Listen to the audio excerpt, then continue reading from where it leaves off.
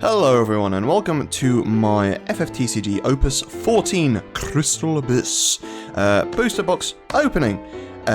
This is a interesting set, mostly due to the fact that, aside from the fact it's got a massive amount of power creep, it also has a weird amount of legends, so only half of the mono elements have 2 legends, whereas the others will have 1. So fire, for example, only has 1, ice has 2, and wind has only 1, whereas lightning has 2. I believe that's the way it goes.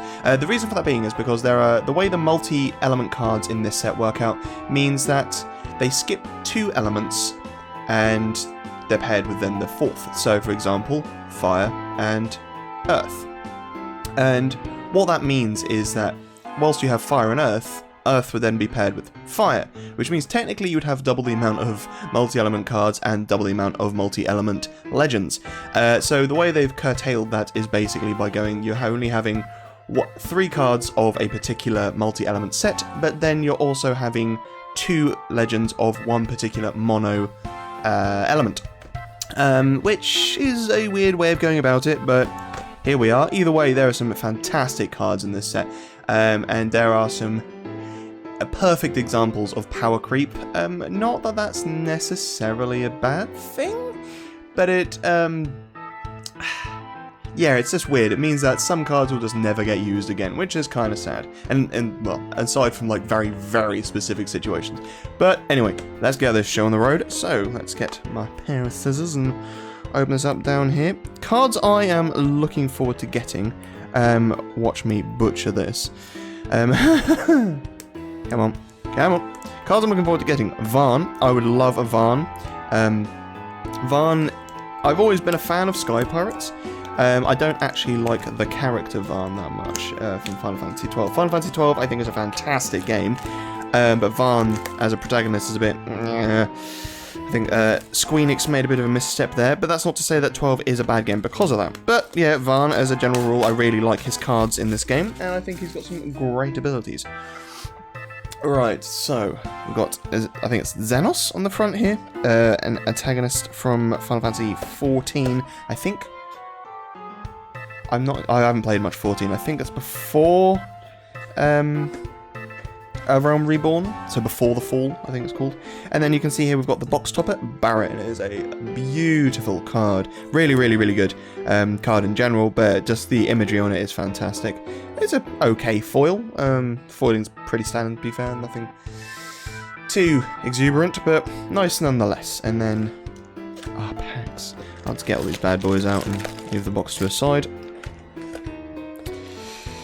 And it's been noticeable with the pre-release kit as well.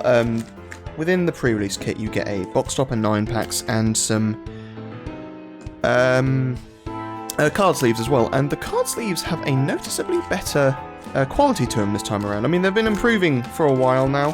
Every set's better than the last, but this set, I would say that the sleeves are actually playable? Maybe?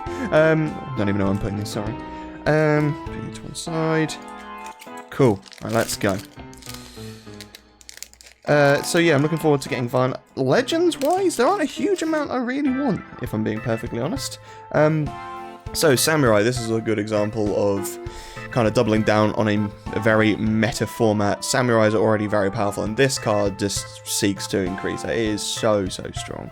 You've got Aiko, fine card, Cacturoni, Amalgia, so backups that fit nicely with the primals from this set as well. Dark Knight, Goblin, Sniper, Kuja is our first foil, and way! Legend Cloud is literally the first pack when we get a Legend Cloud. So very, very strong card. If your opponent controls any forwards, Cloud gains plus 2,000 power. When Cloud attacks, choose one forward. It gains, if possible, this forward must block until the end of the turn. And then discard one Category 7 card until the end of the turn. Cloud gains plus 1,000 power, and Cloud cannot be chosen by opponent's abilities. So basically, he is a fantastic way to be able to get rid of any problematic forwards on your opponent's field. And we've got Ramur, a not fantastic card to be honest, but just beautiful, beautiful artwork. If I get a full art of that, I'll be very, very happy. But yeah, he's not amazing, but he can potentially get better over time. Ellua, Really, really, really strong card. This card did a lot of work for me at the pre-release. So, when she attacks, you may dull any number of active fire backups you control. When you do so, choose one forward, deal it 3,000 damage for each backup you dulled due to this ability, and Ellua gains 3,000 power for each backup you dulled due to this ability until the end of the turn. So basically, you can attack with it, and you know, she's also got haste as well, so you can play Ellua onto the field, attack with her, and if your opponent only has one forward, you can dull just one fire backup, deal it 3k, and that means if it gets blocked, Ellua is also a 6k at this point. Ellua is effectively hitting for 9, which is incredibly good for what is 2 CP haste. And then Noctis as well, basically just a great way to play Regis onto the field. Right, let's put Kuja and not Noctis. Where are you gone, Cloud? Cloud to one side as well.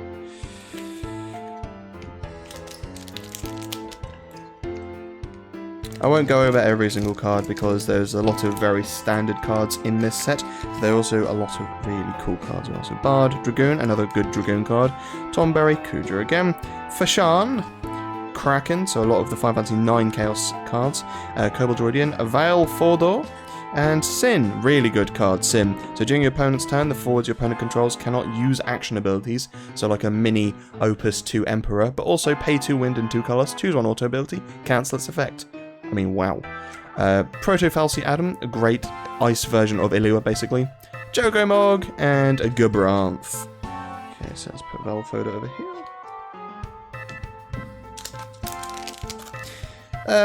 Leviathan is another legend I would like to pull. I think that would be pretty cool. He is a very, very strong card, as well as Bismarck as well. Bismarck has got some great abilities. So, Old Leonis, Steiner, Amalja, Sahagin, Lich, Chichu, Puppet Master, and Ravanna, Saviour of Nuff. So he is a lightning legend, and a very powerful card. So, Ravanna can attack 4 times in the same turn. Ravanna cannot gain Brave. If Ravanna, Saviour of the Nuff, is dealt damage, it reduces the damage by 5,000 instead. And when a character is put from the field into the break zone, activate Renana, Saviour of the Nuff. So obviously the idea is that your opponent keeps on blocking him, he keeps on reactivating, and you can attack with him again. However, I was talking with my local play group recently, and if you were able to play Ravanna onto the field, on the stack use the Opus 14 Lugay to attempt to give him Brave. Obviously he can't gain Brave. And then again on the stack before Lugay resolves, blank Ravanna using something like Kuchelane. Ravanna would then gain the Brave from the Lugay, and then every turn following that, he would have Brave. Because he's not gaining Brave, he just then has Brave. It means that Ravanna can have Brave through that. So there are ways around his cannot gain Brave text, but it's a bit awkward. And then Guts Go, so a really, really good card. For fire, and he's like another way to be able to kind of give yourself another deck or another hand, but one you can't easily access. So when he enters the field or attacks, remove the top card from your deck from the game, and when Gutsko leaves the field, add all the cards removed by Gutsko's ability to your hand. So even if you bounce him back to your hand, you still get those cards to hand. Leviathan, hey, we like that card. Ramu, Lord of Levin, and Wall. So some really cool cards there. Let's put you down here, my friend. So I'm kind of doing it as a foil legends, and just foil cards. Alright, Xenos, what you got for me? There's one particular card in this set which is a perfect example of power creep. We should pull it. Vanu, Fran, Arden, really good card. So when he enters the field, select one of the 2 following actions. Until the end of the turn, all the forwards you control gain plus 1,000 power in first strike. That is really good. You can also choose one forward until the end of the turn, it gains 3,000 power in Brave, but plus 1,000 first strike to all your forwards. Really, really good. Malaris, or Malarith, or Marilith, there's loads of different ways of pronouncing it. Tiamat, Moogle 14, and Ultros, more Ultros, Camlanaut, Good King Muggle Mog the 12th, Jote or Yote, and Red 13. Just bonkers card, Red 13. Really, really cool.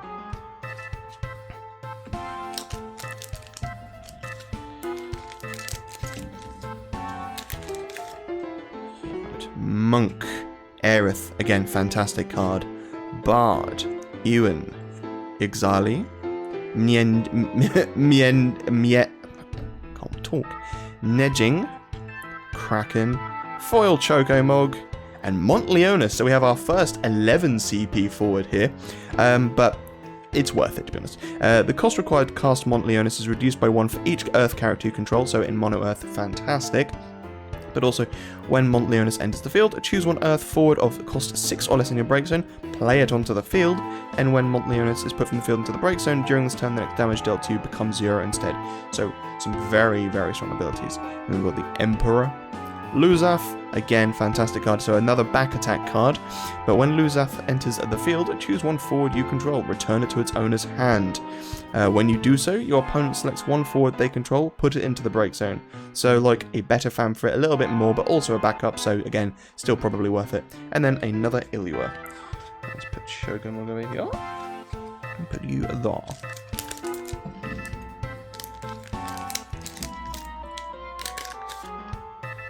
Samurai again, Cactoroni, Begamnon, Kuja, Goblin, Sephiroth, Cobodordian, and a foil Leviathan. Cool, so a card I was looking for, and also just a really, really powerful card. So this card makes bouncing worth it, and really, really worth it as well. So when Leviathan, Lord of the Wall, enters the field, choose up to 1 forward your opponent controls, up to 1 backup your opponent controls, and up to 1 monster your opponent controls. Return them to their owner's hands.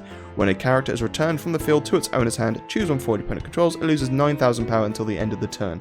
So if your opponent has a monster, backup, and 4 forwards, you can return those 3 to your opponent's hand, and then also minus 9k the other 3 forwards. It's just a bonkers card, but really, really good. And Cloud of Darkness, Aphmau, not a bad card in Mono Lightning, Mian, and Moraga Feniz. And let's put our foil Leviathan next to our foil Ravanna, Savior of the Nath. So, like, a lot of the legends of this set will be primals, and then the other legends are mostly from Final Fantasy VII. So they're really leaning in hard on that Final Fantasy VII theme. So Aerith, Caius, Fran, Arden, Begamnon, Corsair. Really, really love this artwork. Warrior of Light, Luge, so that card I mentioned earlier. And Jekt. Oh, Jekt, what a card. So, when Jekt enters the field, choose 1 forward. If 1 or more forwards were attacking this turn, return the chosen forward to its owner's hand. If 3 or more forwards were attacking this turn, break the chosen forward card instead. But more importantly, the Jekt Block S ability. Choose any number of summons, auto abilities, action abilities, or special abilities, cancel their effects. So basically, for a single S, you can nope everything on a stack, which is just hilarious. There is so much jank that can happen because of this card. But what's even better is that if you control a Jekt and your opponent controls a Jekt, you can nope the nope by using Jekt Block on Jekt Block. Oh dear, the things that will happen with this. Chivalry, fantastic card. Lakshmi, Lady of Bliss, and Mian. You go over there. It's quite possible that I'll also put some legends in the wrong pile because there's a lot of legends that I don't realise are legends in this set. White Mage, Shuzelt, Kojin, Sahagin, Don Corneo. I like the way they kind of stuck to the lore with this. So when Don Corneo enters the field, your opponent reveals 3 cards from their hand, select 1 card among them, your opponent discards that card. Lazarford, Sephiroth, Bard, and Zidane. Zidane's a really good card, so Zidane cannot be blocked. So straight up can't be blocked. And then when Zidane deals damage to your opponent, choose up to 1 forward, return it to its owner's hand.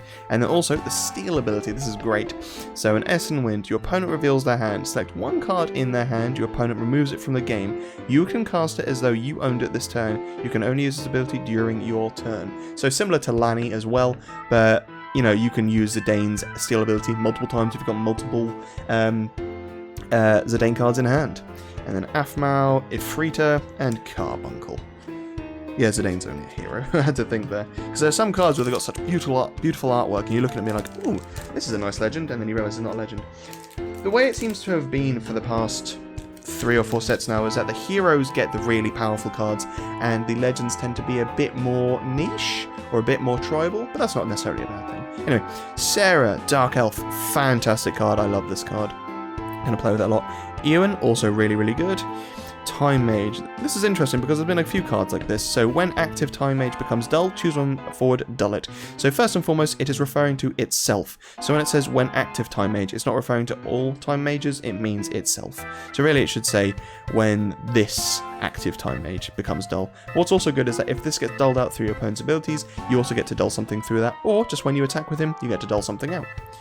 Ixali, Yeah, that one. Geomancer, right, this is the card I wanted to talk about with power creep.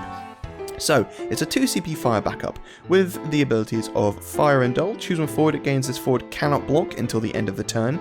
And also, Dull, put Geomancer into the break zone, choose one forward, it gains this forward cannot block until the end of the turn. So, it's basically Yotsuyu, Red Mage, and Ninja all in one card. And all of those cards cost 2 CP as a backup, but this card just has all of them in one. So why would you ever play the other 3 when you can play this card? That's power creep. And then we've got a foil Red XIII and Roach. I'm bitter about this card because it screwed me a couple of times in pre-release, but basically you can play him for free provided your opponent doesn't have any characters. No, sorry, if you don't control any characters, the cost required to cast Roach is 2. So yeah, if it's literally your turn 1, you're going first, and you have Roach in hand, play him onto the field, haste, and deal opponent damage to your opponent. Emperor, Quinner, and Naja Salahim. Great card when you're playing a deck that focuses on counters. You can count on Naja Salahim. Sorry. Thunder and Lightning. Red Kobold, Shuzelt, Ovjang, Dark Knight, Nanta, Sylph, Warrior of Light, and White Mage, and Preesh.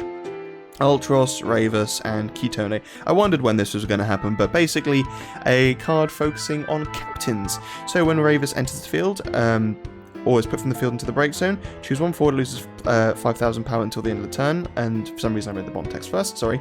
And during this turn, if a job captain you controlled has been put from the field into the break zone, the cost required to cast Ravus is reduced by 4. Not a huge amount of captains, but there are some, so that's a kind of cool card to play around with if you did want to go for that.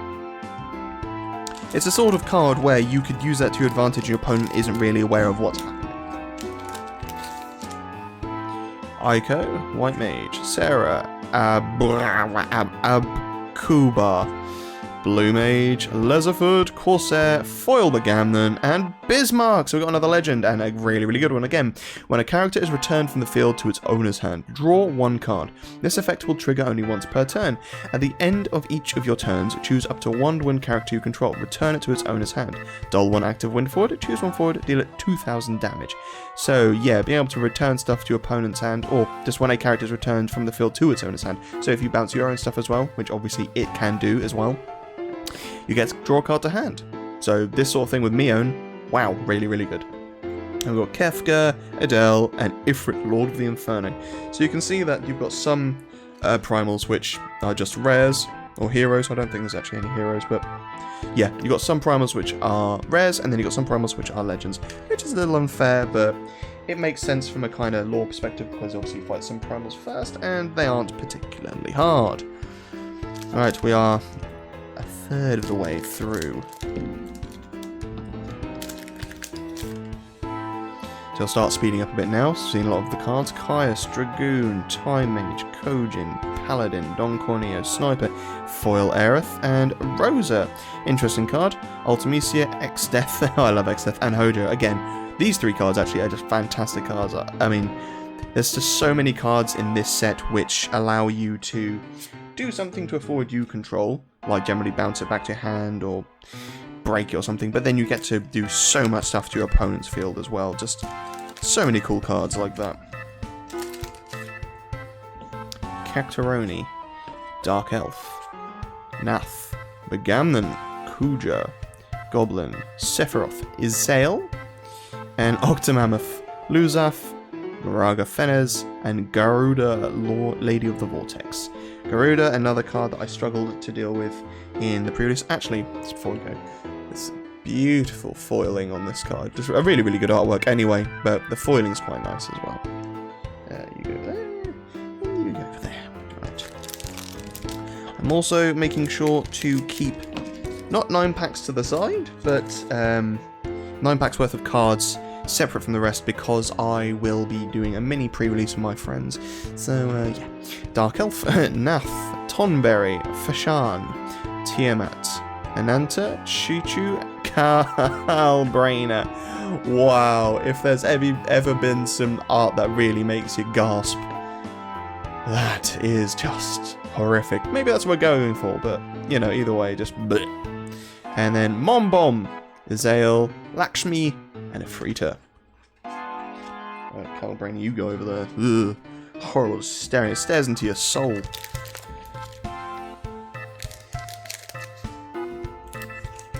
Okay. Old Leonis, Devout, Steiner, Fran, Amaljar, Geomancer, Moogle, Puppet Master, and Aluge. Ramu, Najasalahim, and Carbuncle.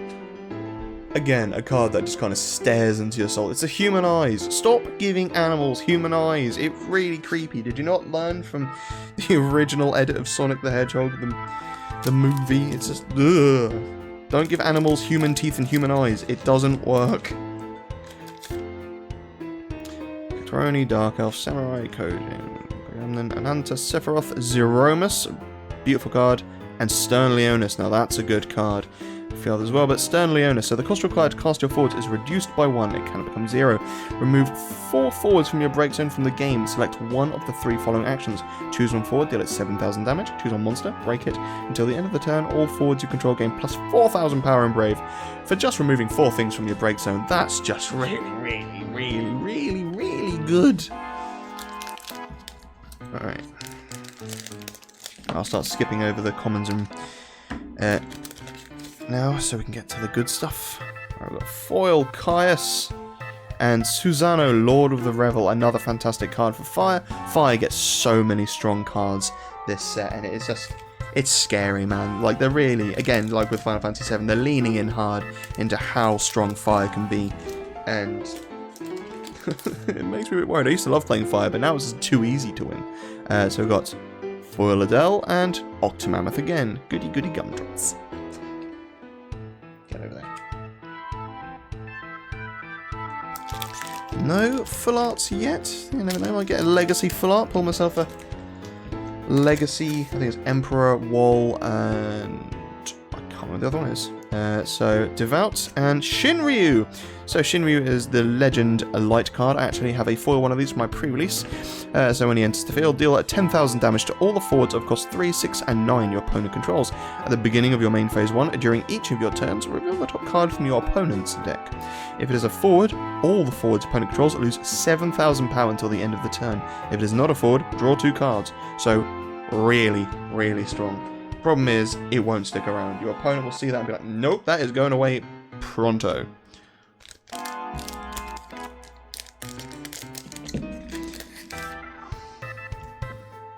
There's Huggin and Shiva, Lady of the Frost. So another primal legend. You cannot play Shiva, Lady of the Frost. Our card name is Zale while already in control of either character. When Shiva, Lady of the Frost enters the field, choose one character your opponent controls. Dull it, freeze all the forwards your opponent controls. Put 3 backups into the break zone, remove Shiva, Lady of the Frost from the game, then play Shiva, Lady of the Frost onto the field. So, decent ability. And it's a Huggin, you go over there. For every primal in the game, or in the TCG, there will be a corresponding backup. Well, not every primal, but for the primals and every element, there will be a corresponding backup to work alongside that. So Sahagin will work with Leviathan, for example, and generally they reactivate, but also have a dull ability, which is pretty good. So we've got a Foil Golbez, really cool card. I am super excited to play with this card. And then Guess Ho. So Fire and Lightning basically gets a Zidane. When Guess Ho enters the field, your opponent reveals their hand, take one card in the hand, your opponent removes it from the game. Really strong.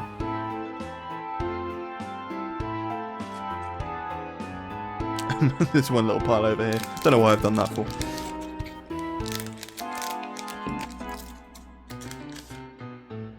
Alright.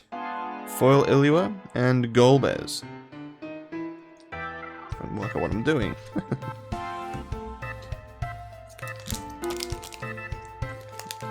Always have to make sure to get the cards out of the way because I'm snipping through with some scissors. It means I've always got that paranoia of am I going to cut the full art, the legacy full art. Kobold and Trapdoor. So these are some of the monsters from the set where they're more based on the amount of backups you have of a certain element. So if you control 3 or more lightning backups, Trapdoor also becomes a forward with 8,000 power, which is pretty good for 3 CP.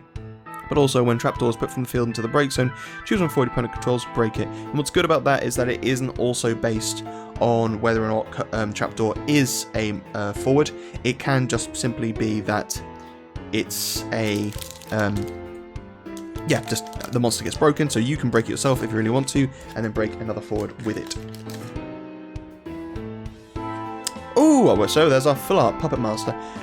Not the full art I was hoping for, but still very, very pretty. So yeah, dull 2 active forwards, choose one forward, dull it. You can only use this ability once per turn. But it basically means that if you've got a couple of forwards that you're not going to be able to attack with, you can at least do it, use them to dull out a forward your opponent controls. And then Shantoto. There, because you're effectively legend, because you're rare enough to be one. So how many packs do I have left? 1, 2, 3, 4, 5, 6, 7, 8, 9. Right, that pack is going to be the pack, or they're going to be the packs that I'm going to use for my mini pre-release, so I need to keep them in a separate pile. Right.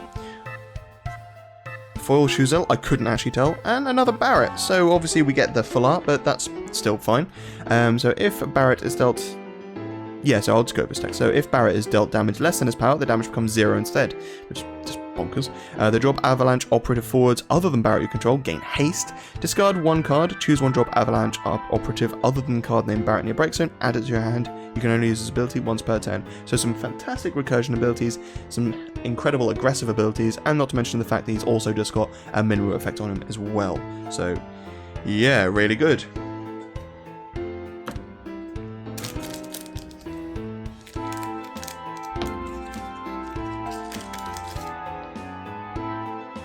Wall, really good card is Wall. So when Wall enters the field, you may play 1 category Mobius forward from your hand onto the field. So there's no restriction there, so you can literally play Yasmat, who is a 9 CP forward who can reactivate all your backups onto the field. I mean, that's just bonkers alone. But also at damage 3, Wall gains plus 1000 power brave, and Wall cannot be broken by opposing summons abilities that don't deal damage. So also he becomes really hard to break. I mean, why? That's just crazy. And then Typhon. Or I always thought it was Typhoon, but yeah, Typhon.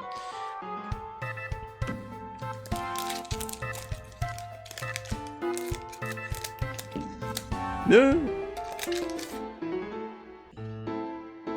Foil Gesho and Tifa, so very pretty card. This was the box topper for the pre-release as well, but again leaning hard into Final Fantasy VII. When Tifa enters the field, you may search for 1 card named Cloud and add it to your hand. When a forward other than Tifa you control attacks, it gains plus 1000 power until the end of the turn, and at damage 6, when Tifa enters the field, you may play 1 category 7 character from your hand onto the field. So you can search a Cloud and play him onto the field at damage 6. Nuts. Just nuts. Alright. Let's see what I get to pre-release with, shall we? Or post-release, I guess you call it. It's not a pre-release event anymore, is it? So Cactuaroni, Dark Elf, Kojin, Begamnon, Sephiroth, Miaging, Sniper, Roche, and Ravanna. Yeah, that's pretty good. Ultimecia, Ramu, and Noctis. Right, so I'm going to keep you there, and keep you there, just so I know what I've got to work with for my pre-release, post-release, whatever.